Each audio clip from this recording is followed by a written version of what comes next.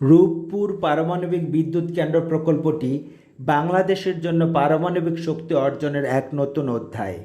এটি বাংলাদেশের প্রথম ও সবচেয়ে বড় পারমাণবিক বিদ্যুৎ কেন্দ্র। পাবনা জেলার ঈশ্বরদীর রূপপুরে পদ্মা নদীর পাড়ে নির্মিত বাংলাদেশের প্রথম পারমাণবিক বিদ্যুৎ কেন্দ্রটি 2400 মেগাওয়াট ক্ষমতার একটি মেগা প্রকল্প। রাশিয়ার কারিগরি ও আর্থিক সহায়তায় এটি নির্মিত হয়েছে এবং 2026 সালের এপ্রিল মাসে প্রথম ইউনিটের উৎপাদন শুরুর অনুমোদন সাপেক্ষে ফুয়েল লোডিং প্রক্রিয়া শুরু হয়েছে। এটি জেনারেশন 3+ সর্বাধুনিক প্রযুক্তিতে তৈরি এবং 60 বছর মেয়াদী।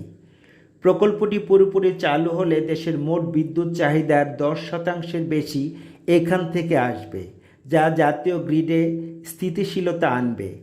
1961 সালে তৎকালীন পূর্ব পাকিস্তানে পারমাণবিক বিদ্যুৎ কেন্দ্রের পরিকল্পনা করা হয় এবং 1962 সালে পাবনার রূপপুরকে স্থান হিসেবে নির্বাচন করা হয়। তবে পাকিস্তান সরকারের নানা অজুহাতে প্রকল্পটি বাতিল করে দেওয়া হয়। মাঝে বহু বাধা বিপত্তি পেরিয়ে 2017 সালে তৎকালীন প্রধানমন্ত্রী শেখ হাসিনা প্রথম ইউনিটের মূল নির্মাণ কাজ উদ্বোধন করেন।